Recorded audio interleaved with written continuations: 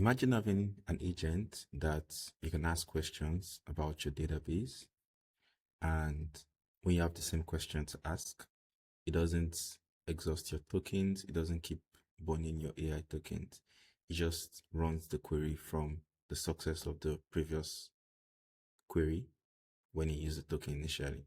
So for every question that you ask it, the first time, it would directly use Claude to generate the SQL, right? Then it saves the SQL script into your local environment or into your cloud environment where you can always pull it depending on where you're hosting your data.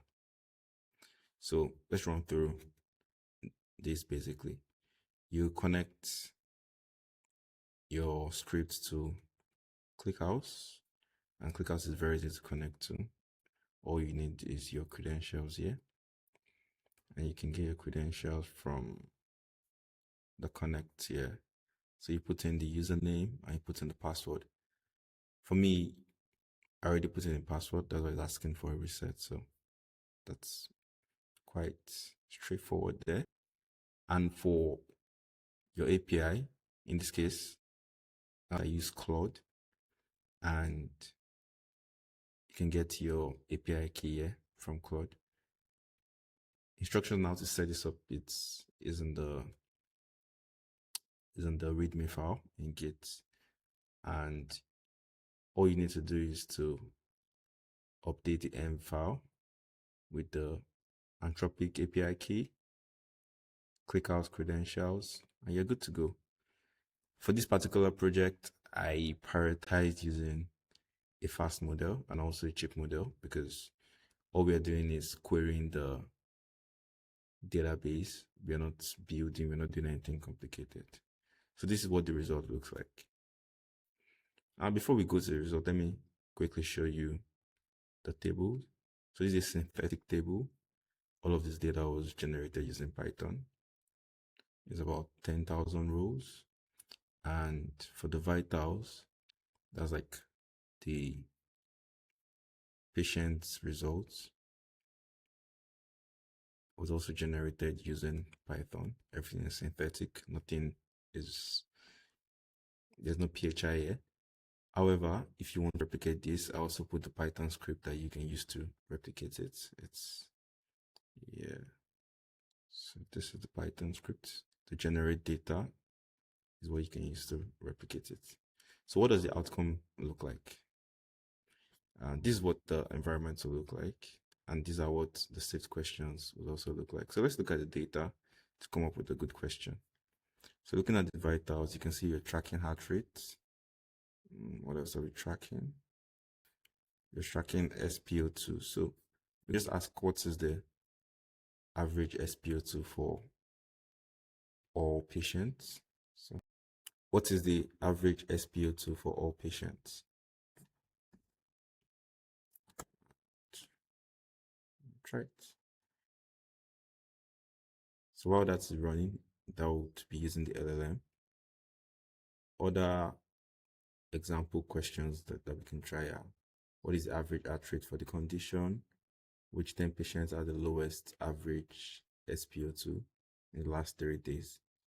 So you can see that we now have the SpO2 for all patients, right? If we were to run this again, assuming we have more data has been updated.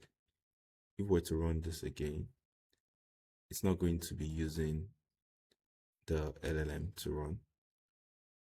Also, one thing to note here is that when the data is saved, when the question is saved, it saves only the SQL script. But on your first run, because it's using the LLM, it can give you some insights. But on your second run or your subsequent runs, all it's doing is giving you the outcome of the SQL script. And you can see how fast that is because ClickHouse is super fast. That's another reason why I chose to build this on ClickHouse. And we'll just go for one more example. There's a little complicated. So what are 10 patients? Let's do this. So here's one of the examples. Which patient had a sharp glucose spike this week?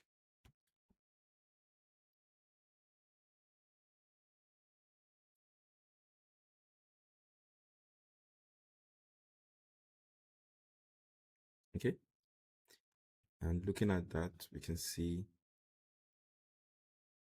all of the patients that had the sharp glucose spike. Like I mentioned earlier, because this time around it is pinging Claude, so we are getting the text result, and we're also getting the SQL result. But by the time we try to run this again next time, we'll only be getting the SQL results. So these are the spike of 76.6. That's the difference between these two, between the baseline glucose and the recent glucose. You can also check the Python script, the SQL script. We can copy this, play around, right here. Just be sure that it is giving us the right thing. Yeah, so the same thing. And it's also super fast, about 0.43 milliseconds. That's amazing. 43 milliseconds basically. Yeah, and that's it. That is all on the agent that was built, and this was done with help data.